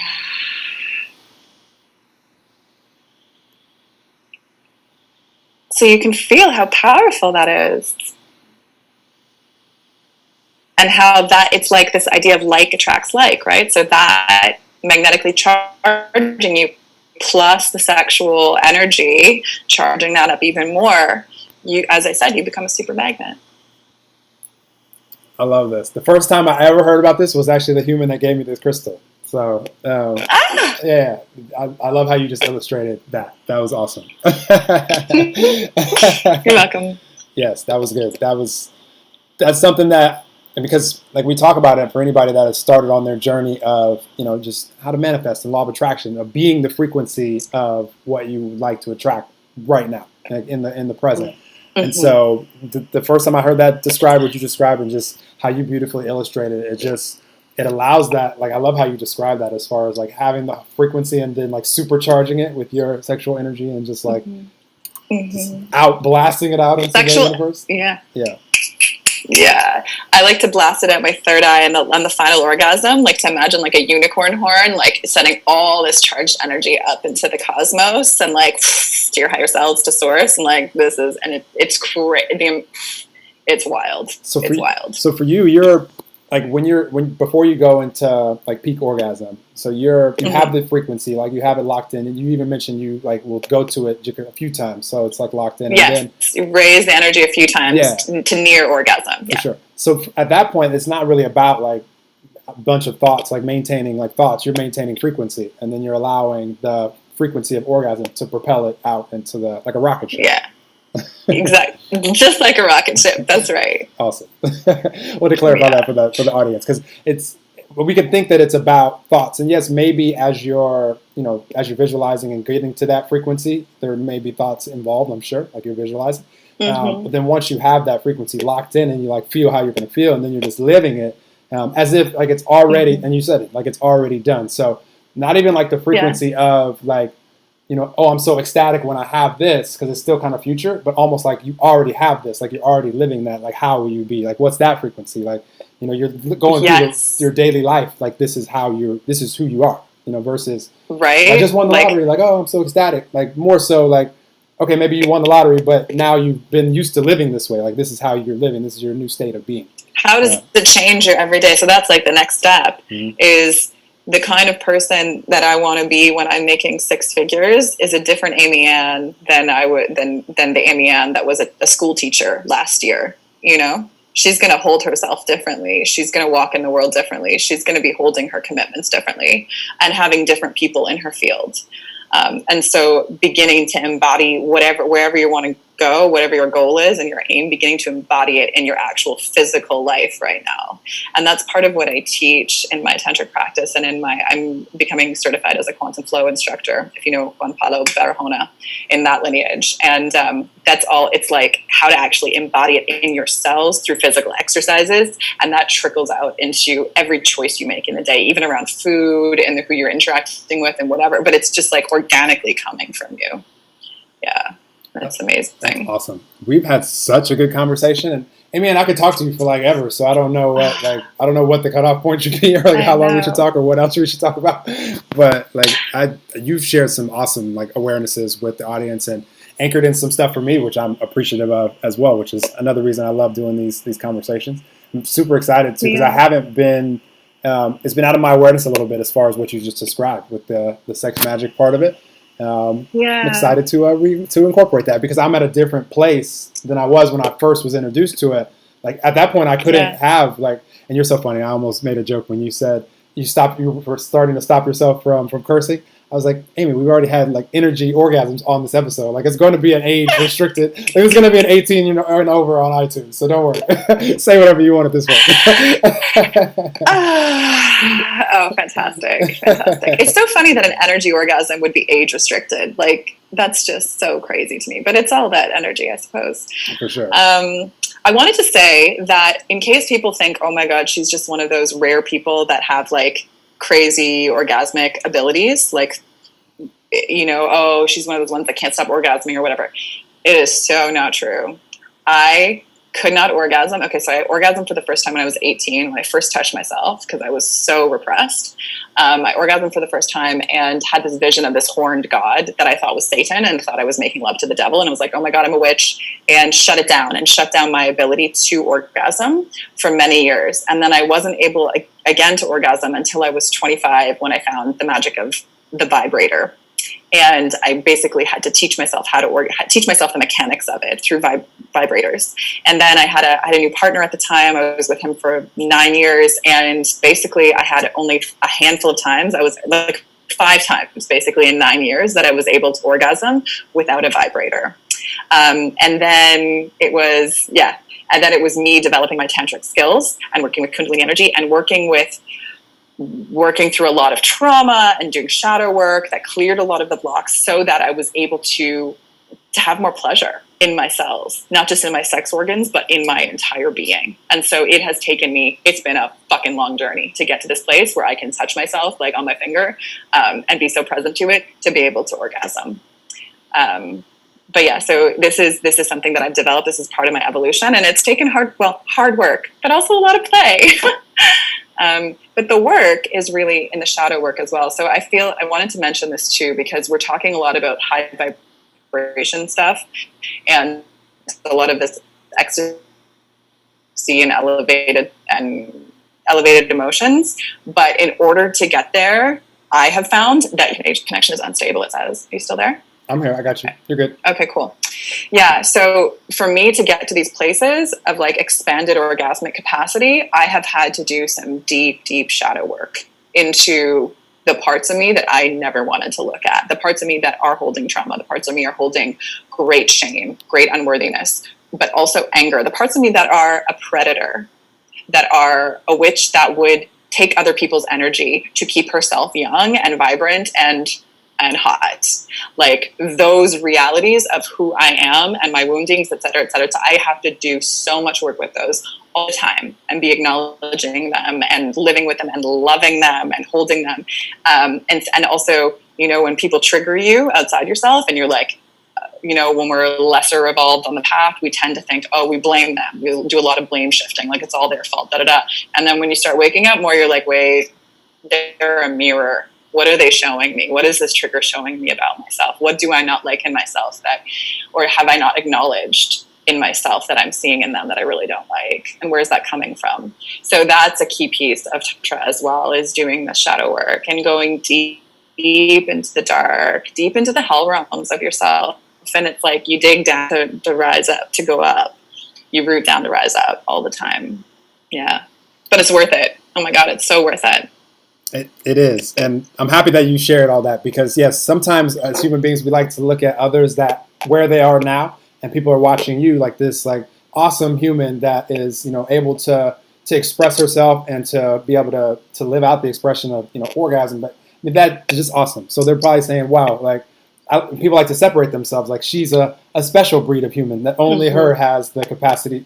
And I'm just so happy that you went back and like shared your journey, because it's just like all of us have the capability of every other human. Now, because there's 7.7 billion of us, we are drawn to different elements of this human experience, which makes it really fun, because if we were all just excited about only one thing, we just have a lot of one thing. So like it's just, we all play a part. So, but it doesn't mean that we can't see something that another human is doing and be like, you know, I want to develop my psychic abilities, or I want to develop my tantric abilities, or I want to, whatever it is, it's possible for all of us.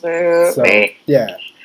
And for me, it all comes down to what your soul wants to express, right? It's like, what did you come here to express? And so many of us shut down our expression for fear of what other people think. We're raised in a culture that shuts us down. Oh, that, you know, when we're kids and we have these lofty dreams, or, you know, our parents are like, oh, that's not really, I think it's a safe job route here. You know, you want to go to university, you want to get this degree, you want to get a pension, all that stuff. You know, we're raised to shut down our dreams and our soul song.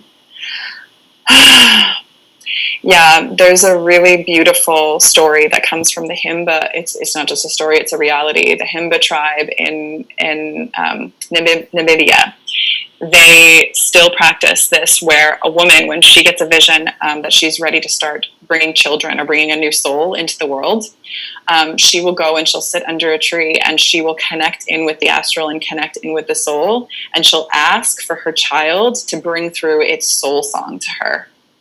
And the spirit of the child will bring through a soul song, and she'll begin singing it. And she'll teach the soul song to her partner, and together they'll sing it.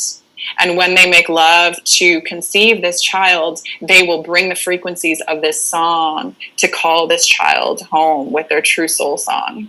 And then when it's time to birth the baby, the midwife in the village, she will have taught them the soul song of this child, saying when the child grows up, and it's, you know, it makes mistakes because it's human, and if it does something that really harms another or harms the community will come together and they'll circle around it, and they will remind it of who it is by singing its soul song.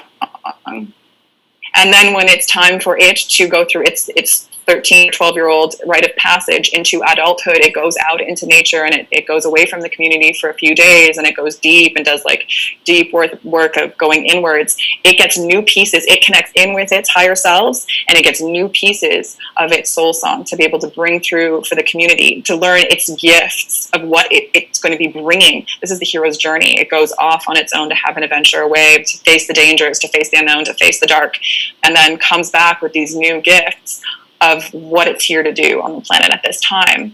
And when I first heard this story, I could not stop crying, because who of us has that gift where our parents are so in tune that they sought us out before they conceived us to find out what the song was, to help us remember that song all throughout our lives. honestly, I think that this is the work of what we're doing right now to transform the planet, and why we're doing so much work in this realm of like balancing and healing the masculine and feminine in ourselves, looking at the trauma lines from our father's lineages and our mother lineages, healing those traumas and those responses in us so that we do not pass them on to the future generations, so that we become these clean, clear vessels of these frequencies that can come through us, that we can learn the soul song of our future generations and we can sing them into being and support them in singing their true song despite what we think is best for them, because only the person only that child really knows their true soul song. Their mom has a piece of it, but they get the fullness of it when they come into their adulthood through that rite of passage. And that's basically what I've been doing with myself and I do with my clients, is helping us clear the ways, clear the passageways so that we can hear our true soul song again and begin expressing it in whatever ways it looks like for us. Wow, you just illustrated so many things right there, Amy. They're very, very, very, very interesting to hear for me. I love what you just shared. I love the story and how you shared that, and I'm inspired to, and something you said earlier in this episode, that I'm inspired just to remind all of us, as far as like anytime we want to be able to hear or to see synchronicities, or to be connected, or to say that we're enlightened, or anything else, like it's always in the moment, like always, every time. So to be able to simplify wherever anybody is on their journey right now, whether you resonated with everything Amy Ann said and I said, or just a few fractions here and there, just know that resonation and everything else is only in the moment, and you can only be connected, and we're either allowing ourselves to be connected in this moment, or we're allowing ourselves to kind of be a little bit, off in the weeds, off on our path, going somewhere else, experience some more light, some more contrasts, maybe some challenges.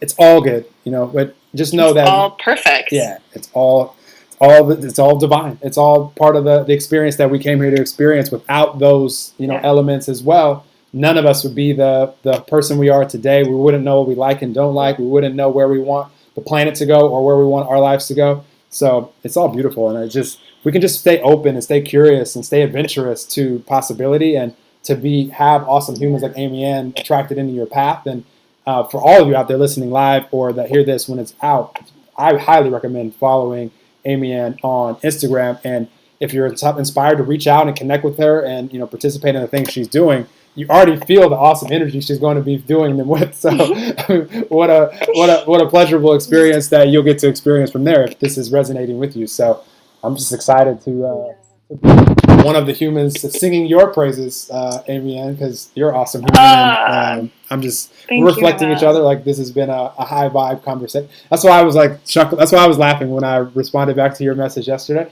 because I already knew how much fun we were going to have, just because I knew I was going to come to this conversation and an awesome mood, just excited to play with you and just to see where it goes. And it has exceeded any expectation, which I didn't have. I just knew it would be fun. Than I've had. So I've had a really good time playing, starting with the 30 minutes of technical difficulties that we got to enjoy together at the beginning, trying to allow more people to experience this. Yeah. It was a good way to get to know you. Yeah. Absolutely. I feel like I want to leave you before we leave. I would love to, if you want, I could offer you an energetic womb blessing. Because is this for me or for everybody, for the audience? We can call it the hara sometimes. Sorry? Is this for me right now, or the audience, or another time? Can you hear me? Can you hear me? It's for you, but it's also for the audience. Okay. No, if you want it, it's coming back now. Well, I'm accepting anything. Anyone offers anything to me, I take it as synchronicity. So yes, I just didn't know if it was for the podcast right now, or if you were inviting me, because people have done like. I had a lady in South Africa do an energetic reading on me while I was asleep the other day. She was like, "Oh, you don't even need to be awake. Just give me your name and your birthday." I was like, "Awesome." Beautiful. I'm down for it. Beautiful. That's amazing. Yeah, I just mean right now, just to let whatever wants to, and it's a bit of a womb activation too. So, I mean, I haven't really talked about the womb aspects of my work and my calling, but the first shamans were women.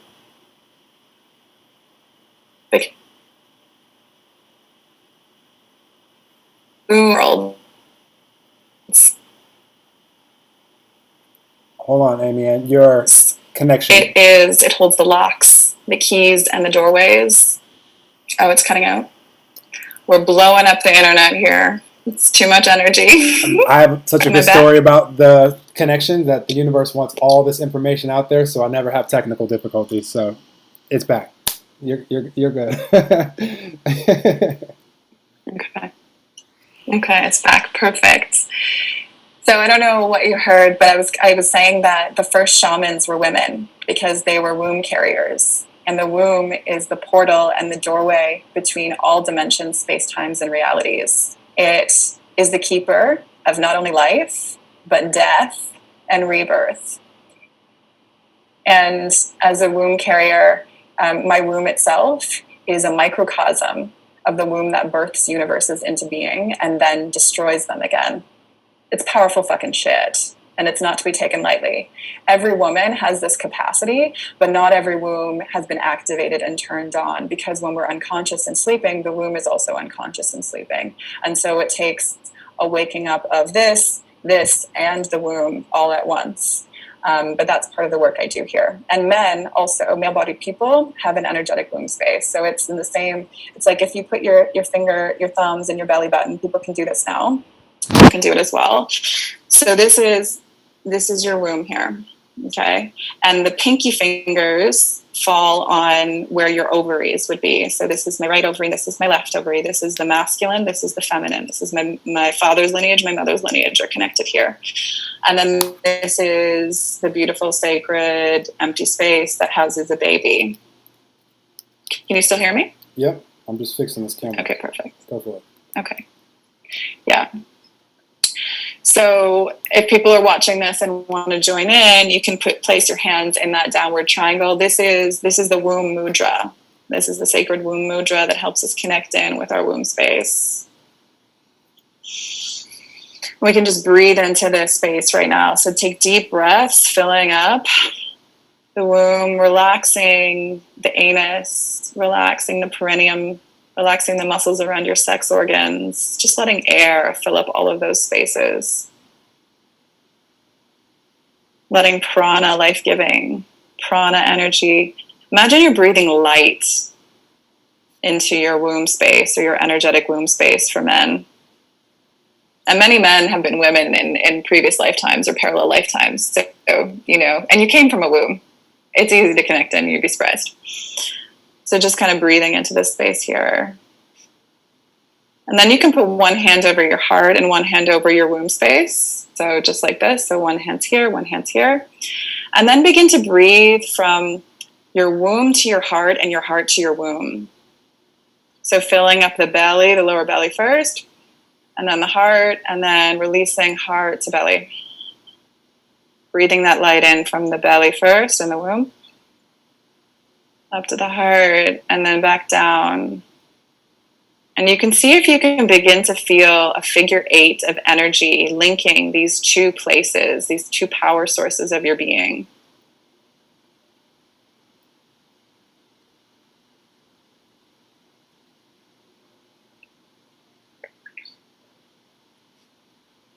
Okay, just feeling that. You feeling any energy flowing, Noah? Of course. All the time. The whole time. Okay. So I'm going to give you an energetic womb activation to connect with your grandmothers and the ancestors, all the healed and whole ancestors through all dimensions, space, times, and reality. And with the great feminine expressions of the divine, the Sophia Christos, the divine feminine Christ. And from my womb to yours, I'm just going to send a pulse, a womb pulse of love, of activation.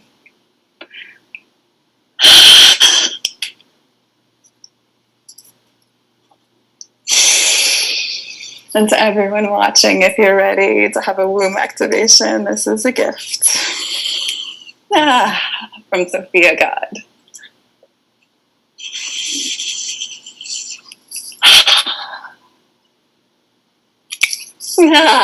Deep breaths. from the moon up to the heart. See if you can open your shoulders a little more, open your chest a little more. Can you open to more love?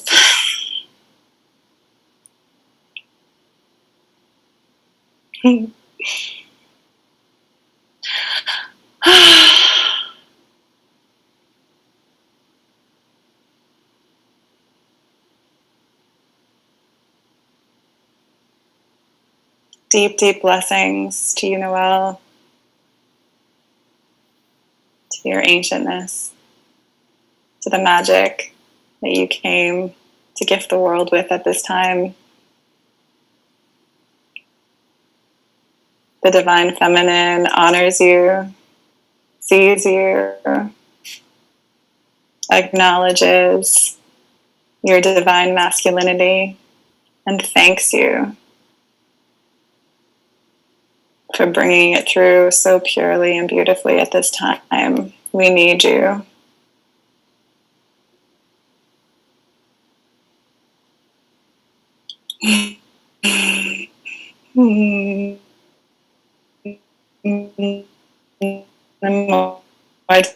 The divine feminine wants to flow through you as well. More love.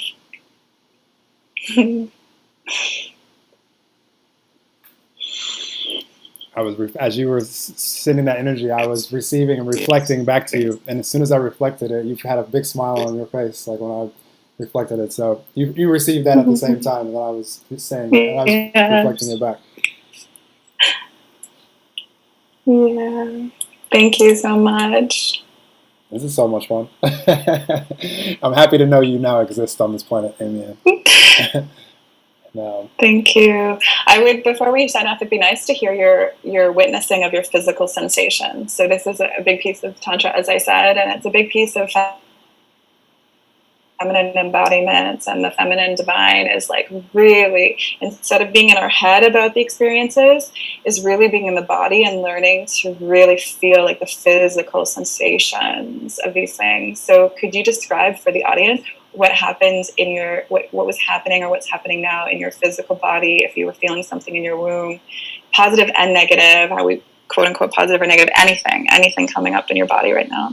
Yeah. I can start if you want, or if you feel confident to do it. Well, I'm excited to share with people because this has been an awesome journey for me over the years of allowing my energy to go to places that I didn't know it could go. And it's awesome when we touch different frequencies and we become aware of them. We know that we can get back to them, and we can get back to them easier and easier as time. With Amy Ann's example of being able to have an energy orgasm with her fingers, like that just. She's touched that frequency before, and she's very capable of getting back to it. So what I can honestly say is with just doing that, because part of me is like still in the podcast mode and who's viewing, and so I found myself in my head for a second, but then knowing that my energy can climb. Feel you there. You could, I know. Yeah. So because I know where my energy can go, I'm like snap back to presence because I want to see what my energy can do right now while Amy Ann is flowing this powerful energy from her in, and I'm playing with her.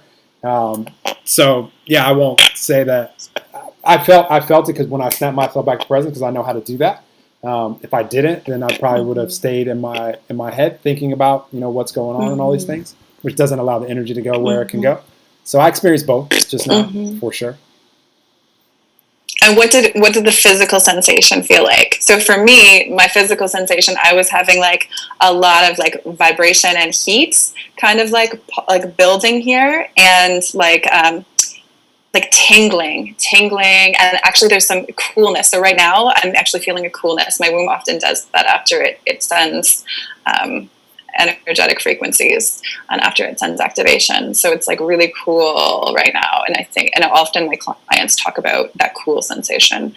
So yeah, did you feel expanded, contracted, hot, cold, vibrating, tingling? Definitely expanded. The contraction feeling doesn't feel good to me. So for me, it's all about feeling the frequency raise, because I just know where it can go.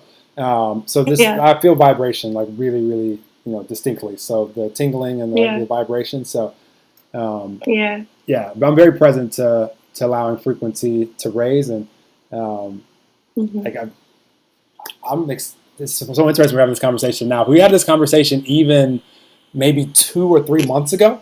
Like I was just at a different place. Mm-hmm. Like I've been discovering things about just myself and how to experience these beautiful frequencies with others more and more. And even like as of recently, I mean, just I won't go into too many specifics because we're supposed to be social distancing, but it's just I've just been experiencing life in ways that the universe knows that I enjoy experiencing life, and it's just awesome because I can tune into others' frequency as well, which I love. It's a beautiful gift to know that so delicious. Yeah, to know that we're connected is a beautiful gift because I can tap into yours and take mine to places where, you know, maybe I didn't know it could go, but it's unlimited. So you know. Yeah. And that's the beautiful dance of what I call Tantra, but people are discovering it without studying Tantra. It's like when you come into resonance with someone else, it's actually a scientific principle. It's a physics principle. It's like when one string is vibrating, another string that's not vibrating comes into contact, or not contact, even just vicinity of the vibrating string, it starts vibrating at the same frequency. This is sympathetic resonance, right? And so what you've cultivated in your body, in your life, in your spiritual practice, I get to come into sympathetic resonance with it, and I get to go to places I've never gone before. And the same thing, this is the work I do with my clients and with my lovers, is when because I've cultivated this amount of stuff in myself, when they come into contact, we get to go to crazy cosmic places together, multidimensional places. And that's the beauty of this 5D world we're waking up to. It's pretty remarkable and incredible. Yeah. Absolutely. And this can happen completely. Like you can have sexual intercourse, and that's maybe one we should have a future time. It's just energetic intercourse without touching, it's all just energy, and it's polarity play. And how I've been thinking about wanting to put some videos out about this. I haven't felt the world is quite ready, but I'm getting there. It's almost ready, I think, to experience and to see that, because when people watch it and listen, they get to come into sympathetic resonance, and their cells start remembering. It starts turning on their DNA. It starts turning on their cells to be able to remember. I had an awesome woman on the podcast a few months back. She lives in Australia. Claire Flynn. Shout out to you out there. She's done events where there were 50 of them in pods having simultaneous orgasm together for like 7 days straight. So that's I was like, what? Yeah, that was like a new awareness world. to me. That's my tantric world. Yeah, I was like, this is new awareness to me. I haven't heard of this so much power. So can you imagine doing it? I mean, I've done this with women where we orgasm in a circle, and we raise energy for manifestation collectively. So like 20 women, like raising the energy for manifesting a better world, and for praying for the world or whatever, and for manifesting what we want to create. I'm like, woo! It gets hot, literally sweat. Well, it's just an example of like my favorite thing to experience is like, if both people or if multiple people are allowing themselves to be able to feel the collective frequency and being able to go together, like it's like when one person when one person orgasms, it just happens at the same time. It's like it can't. Yes. I'm not even gonna say it's like trickling around. Like it happens at the same time because everybody goes. Like I've been experiencing this a lot lately. It's an awesome experience. So yes. Mm-hmm. Highly recommend. Yeah. For me, this has just come sexually. Like I haven't experienced this non-sexually, so I am allowing that. I can show you. Well, the energy orgasm I can have without the sexual, because I've had them by myself for sure. But I also men can have, and men. Go ahead. Well, I was saying I noticed that I am excited. Like I'm excited about whether it be sexual things or like flashbacks or like memories or like it's just. That, for me, is, as a physical human, my favorite part of life because I haven't discovered another physical activity that allows my energy to go there. Not saying it's not possible. Yeah. That's just, for me, what I've discovered at this stage of where I am. Absolutely. For me, sex is what brings me to the divine, whether with myself or with another. This is how I connect with God. And this is the tantric way. This is the mystical way. This rapture, this passionate fervor, love that I have for divinity, for source, for the all, and the sexual energy propels me to unify with the all. And it's something else. When sex can send you into shamanic states. You don't need psychedelics for it. Sex can do it itself. Bonus if you smoke a bit of weed and then play with sexual energy because it gets you there. Even that medicine can help out a lot. And I was going to say that men can have multiple orgasms as well. That's a huge piece of Tantra, is learning how to recycle or cycle the energy in your body and to separate out the ejaculation from the orgasm. So men can learn how to separate that, and you can have full body energy, shaky, earth-shattering orgasms without ejaculating. And you can build the energy and build it so that when you actually do, if you choose to ejaculate, or you can save the energy and save it for your own creativity and your business or whatever else you're wanting to use that energy for, or if you ejaculate, it can be like even like way more powerful because you build it and then you like plateau a bit, you build to peak, another peak until you're like most pleasure you've ever can even conceive of. I hope that you got this from me as and far then as this is you allow your partner to also raise with you. Yeah. Sorry? I said I hope this is what you got from me as far as I was explaining, but I'll be more specific. This is how I get to experience life now because I've learned how to, for me, because my body ejaculates when I tell it to. Like it doesn't happen by chance anymore. Like I just I understand that. Like when I was 18, I mean, every guy's had this experience, but I just was not willing to just settle for the explanations that I heard out there. So every guy has prematurely ejaculated at some point in life, I'm sure of it. For me, there was just a scenario at 18 where it was just like, there was someone that I really wanted to be with, and then when it finally happened, like it just wasn't the performance that Noelle wanted, and you're done. And then the girl was like, maybe we shouldn't be doing this. Maybe we shouldn't be doing this anyways. And then that was the last time I ever had. So I was like, that is not fun for me. Like that's like the worst feeling for someone like me. So I was like, this thing called Google probably has an answer for this. How can you? So I just started discovering how, through the breath and through different exercises. There's multiple exercises that I do I exercise my whole body, but I also exercise that part of my body as well. Jelks that males and females can do. For a guy, like if you're peeing and you can't just stop your pee just like that because you want to, then Kegel exercises. Kegel. Oh, I said jelks. That's the other exercise, but Kegels.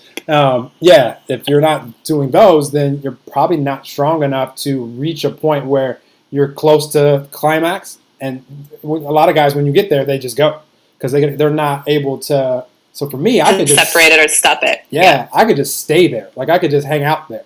And I'm in really, really good shape physically on purpose. Like when you guys see me running around, like, it's to stay in shape, but it's also I can enjoy my favorite part of life more. So I can just hang out. Yeah, I could just hang out at these like frequencies to where I'll be having full body shaking orgasms. But I will, when I ejaculate is when my partner is like, Noelle, we need to take a break, which could be hours and hours and hours. Which it's just fun for me because I just enjoy this part of life so much. Absolutely. So, yes, it's possible. Absolutely. Let this be a part of your awareness for guys out there, because if I was the guy that was fascinated by you guys, because I was like, dang, they can have multiple orgasms and keep going. Like for us, we only get one, and then we have to stop. So that doesn't have to be our reality. The key is getting in touch with the perineum, getting in touch with the space in between your anus and your balls, in between your testicles. Learning how to squeeze and pull the energy from there and stop the pee, the muscles around your urethra and your anus, and like really work with those and pump those and use the breath to pump and relax and squeeze and relax and send energy up to your crown, up to your third eye, and drop it down. Like there's so many tantric techniques, but this is a really simple one.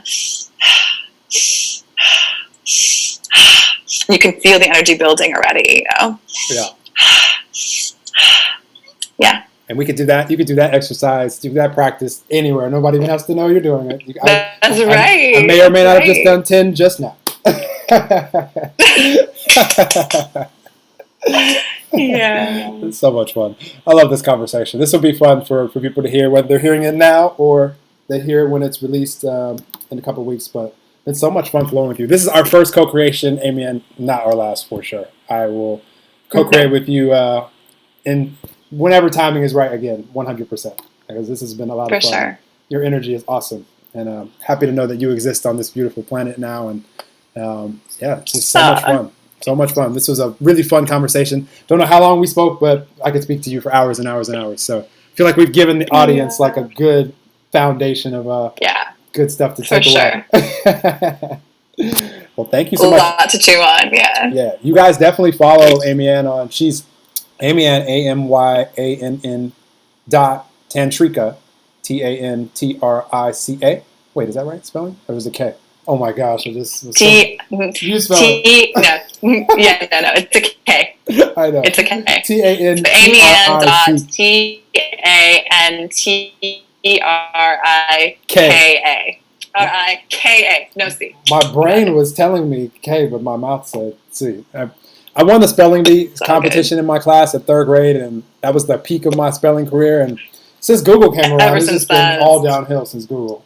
Right? Made me so lazy now.